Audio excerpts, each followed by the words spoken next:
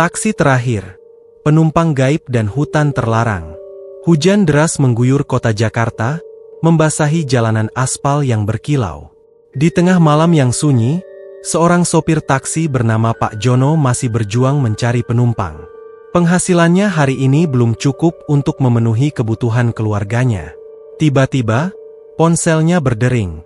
Ada pesanan masuk dari seorang wanita yang ingin dijemput di sebuah alamat di pinggir kota. Tanpa pikir panjang, Pak Jono menerima pesanan itu dan segera menuju lokasi penjemputan. Sesampainya di alamat yang dituju, Pak Jono melihat seorang wanita bergaun putih berdiri di bawah payung, menunggu di depan sebuah rumah tua yang tampak angker. Wanita itu memiliki rambut panjang terurai dan wajah pucat yang diterangi cahaya remang-remang. Pak Jono membuka pintu taksi dan mempersilakan wanita itu masuk. Wanita itu masuk tanpa mengucapkan sepatah kata pun, hanya memberikan senyuman tipis yang membuat Pak Jono merinding. Wanita itu meminta Pak Jono mengantarnya ke sebuah alamat di luar kota.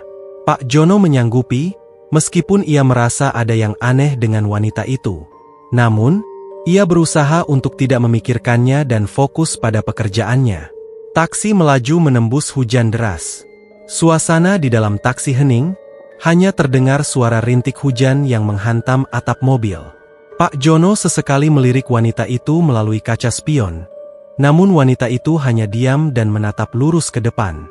Semakin lama, Pak Jono semakin merasa tidak nyaman. Udara di dalam taksi terasa dingin dan menusuk tulang. Ia juga mendengar suara-suara aneh, seperti bisikan-bisikan samar dan tawa-tawa mengerikan. Pak Jono menoleh ke belakang dan melihat wajah wanita itu berubah menjadi pucat pasi. Matanya cekung dan kosong, bibirnya membiru, dan kulitnya terlihat seperti membusuk. Pak Jono menjerit ketakutan dan menginjak rem mendadak. Taksi berhenti mendadak, membuat wanita itu terhuyung ke depan. Pak Jono segera keluar dari taksi dan berlari menjauh, meninggalkan wanita itu di dalam taksi. Namun, saat Pak Jono menoleh ke belakang, ia melihat wanita itu sudah berdiri di belakangnya, menatapnya dengan tatapan kosong. Pak Jono berteriak histeris dan berlari sekencang-kencangnya. Pak Jono berlari tanpa arah, hingga ia sampai di sebuah hutan lebat. Ia tidak tahu bagaimana ia bisa sampai di sana, namun ia tidak punya pilihan lain selain terus berlari. Hutan itu gelap gulita. Pak Jono tidak bisa melihat apa-apa. Ia hanya bisa merasakan ranting-ranting pohon yang menyambar wajahnya dan lumpur yang menjebak kakinya. Pak Jono mendengar suara-suara aneh dari dalam hutan, seperti lolongan serigala, jeritan burung hantu, dan tawa-tawa mengerikan. Ia juga melihat bayangan-bayangan gelap bergerak di antara pepohonan. Pak Jono semakin ketakutan. Ia merasa seperti sedang dikejar oleh makhluk-makhluk halus. Ia berlari sekencang-kencangnya, tidak berani menoleh ke belakang. Setelah berlari cukup lama, Pak Jono tersandung akar pohon dan terjatuh. Ia terguling-guling di tanah, hingga akhirnya ia berhenti di tepi jurang. Pak Jono menengok dan melihat wanita bergaun putih itu berdiri di atas jurang, menatapnya dengan tatapan dingin. Wanita itu kemudian melompat ke dalam jurang, menghilang dalam kegelapan. Ia berusaha untuk bangkit dan lari, namun kakinya terkilir. Ia hanya bisa merangkak menjauh dari tepi jurang. Pak Jono merangkak hingga ia sampai di sebuah pohon besar. Ia bersandar di pohon itu, mengatur napasnya yang terengah-engah. Pak Jono melihat sekelilingnya. Hutan itu tampak semakin menyeramkan. Pepohonan terlihat seperti raksasa-raksasa yang siap menerkamnya. Suara-suara aneh semakin nyaring dan menakutkan. Ia tidak tahu harus berbuat apa lagi. Ia hanya bisa berdoa agar ada keajaiban yang bisa menyelamatkannya. Tiba-tiba, Pak Jono mendengar suara tangisan wanita dari kejauhan. Ia menoleh ke arah sumber suara dan melihat seorang wanita berambut panjang sedang duduk di bawah pohon, menangis tersedu-sedu. Pak Jono merasa iba dan ingin menolong wanita itu. Ia berjalan mendekati wanita itu, namun wanita itu tidak menyadari kehadirannya. Ia terus menangis, semakin keras dan semakin pilu. Pak Jono memberanikan diri untuk menyentuh bahu wanita itu. Wanita itu menoleh, dan Pak Jono terkejut melihat wajah wanita itu. Wajah wanita itu hancur, dengan mata yang hilang dan mulut yang robek hingga ke telinga. Pak Jono menjerit ketakutan dan mundur beberapa langkah. Wanita itu bangkit dari duduknya dan mendekati Pak Jono dengan perlahan.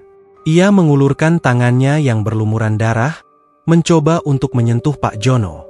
Pak Jono berlari sekencang-kencangnya, namun wanita itu terus mengikutinya.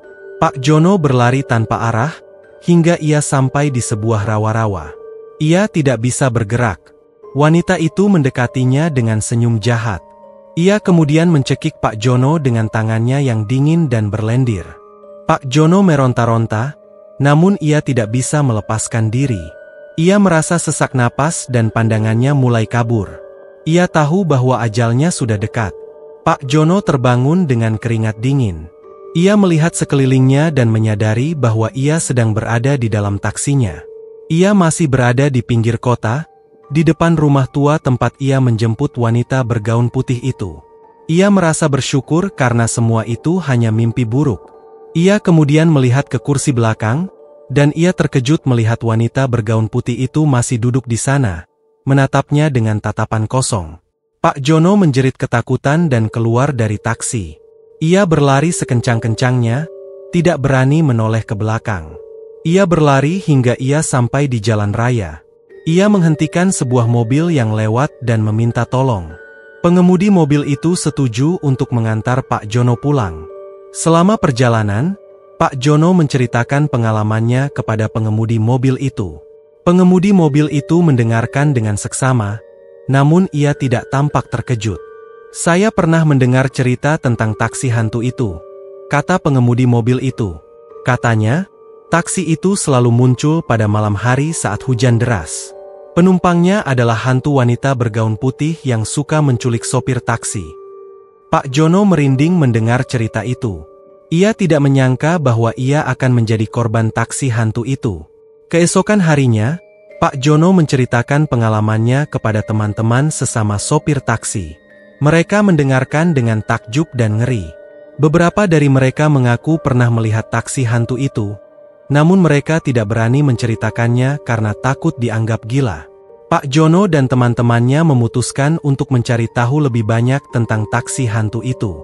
Mereka bertanya kepada orang-orang tua di sekitar tempat kejadian, namun mereka hanya menggelengkan kepala dan mengatakan bahwa mereka tidak tahu apa-apa.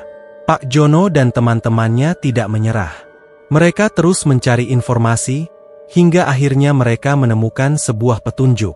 Seorang kakek tua yang tinggal di dekat rumah tua tempat Pak Jono menjemput wanita bergaun putih itu, mengatakan bahwa rumah itu dulunya adalah rumah bordil. Pada zaman penjajahan Belanda, rumah itu sering dikunjungi oleh tentara-tentara Belanda. Suatu malam, terjadi kebakaran besar di rumah bordil itu.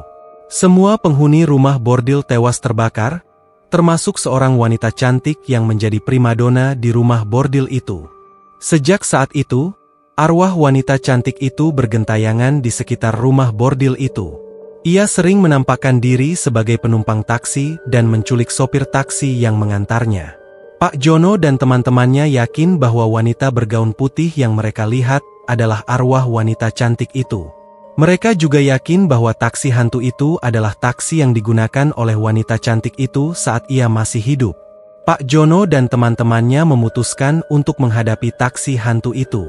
Mereka membuat rencana untuk menangkap taksi hantu itu dan mengusir arwah wanita cantik itu. Pada malam hari saat hujan deras, mereka berkumpul di dekat rumah tua tempat Pak Jono menjemput wanita bergaun putih itu. Mereka membawa peralatan lengkap, seperti jaring, tali, dan tongkat pemukul.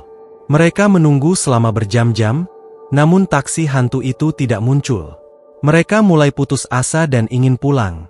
Namun, saat mereka berbalik, mereka melihat sebuah taksi mendekat. Taksi itu sama persis dengan taksi hantu yang mereka cari. Pak Jono dan teman-temannya segera bersiap. Mereka memasang jaring di tengah jalan, berharap bisa menjebak taksi hantu itu. Taksi itu melaju dengan kecepatan tinggi, tidak menyadari adanya jebakan. Saat taksi itu melewati jaring, jaring itu langsung menutup dan menjebak taksi itu. Pak Jono dan teman-temannya segera mendekati taksi itu. Mereka membuka pintu taksi dan melihat seorang wanita bergaun putih duduk di kursi belakang. Wanita itu menatap mereka dengan tatapan kosong. Pak Jono dan teman-temannya berusaha untuk berkomunikasi dengan wanita itu, namun wanita itu tidak merespon. Tiba-tiba, wanita itu berubah wujud menjadi sosok mengerikan. Kulitnya mengelupas, memperlihatkan daging yang membusuk. Matanya keluar dari rongganya, dan mulutnya menganga lebar, memperlihatkan gigi-gigi tajam yang berlumuran darah. Pak Jono dan teman-temannya menjerit ketakutan dan mundur beberapa langkah. Mereka tidak menyangka bahwa wanita itu adalah hantu yang sangat mengerikan. Hantu wanita itu keluar dari taksi dan menyerang Pak Jono dan teman-temannya. Ia mencakar dan menggigit mereka dengan ganas. Pak Jono dan teman-temannya berusaha melawan, namun mereka kalah kuat. Mereka terluka parah dan terdesak. Mereka mulai putus asa dan merasa tidak akan bisa selamat. Tiba-tiba, seorang kakek tua muncul dari balik pepohonan.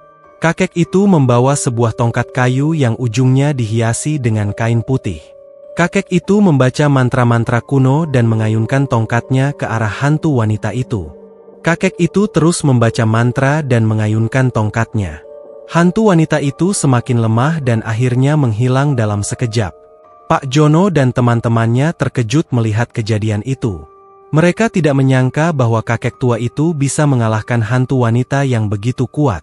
Kakek itu mendekati Pak Jono dan teman-temannya. Ia memperkenalkan dirinya sebagai Mbah Darmo, seorang dukun sakti yang tinggal di desa itu.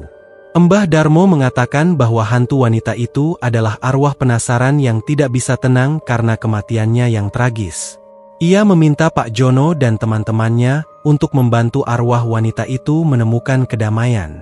Pak Jono dan teman-temannya setuju untuk membantu Mbah Darmo. Mereka mencari tahu tentang masa lalu wanita cantik itu dan penyebab kematiannya. Mereka menemukan sebuah buku tua yang berisi catatan tentang rumah bordil itu. Dalam buku itu, tertulis bahwa wanita cantik itu bernama Ratu Lembayung.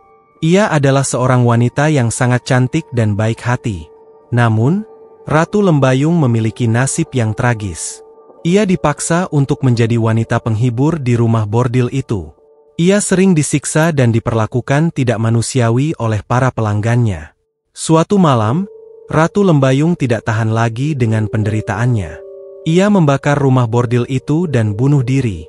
Pak Jono dan teman-temannya merasa iba mendengar cerita itu. Mereka memutuskan untuk mencari kuburan Ratu Lembayung dan memberikan penghormatan terakhir kepadanya. Setelah mencari selama beberapa hari, mereka akhirnya menemukan kuburan Ratu Lembayung. Kuburan itu terletak di tengah hutan, tidak jauh dari rumah tua tempat Pak Jono menjemputnya. Mereka membersihkan kuburan itu dan berdoa untuk Ratu Lembayung. Mereka berharap agar arwah Ratu Lembayung bisa tenang dan tidak lagi bergentayangan. Setelah selesai berdoa, mereka meninggalkan kuburan itu.